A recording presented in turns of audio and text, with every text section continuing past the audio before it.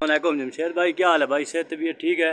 जमशेद भाई, ये जो आपसे एग्रीमेंट पे मादा ली हुई है जैंट अंगूरा की, ये प्रेगनेंट करवाई थी, आज 15 दिन इसको भी हो गए हैं।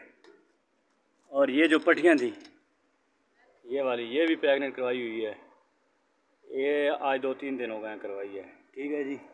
और ये न्यूजीलैंड वाइट की पट्टी देखें जी, ये न्यूजीलैंड वाइट का नर, और ये भी जैंट अंगूरा की मादा है, ये भी प्रेगनेंट करवाई हुई है, इसको भी 15 दिन हो गए हैं। आगे करवाई थी लेकिन नहीं हुई थी। ठीक है जी।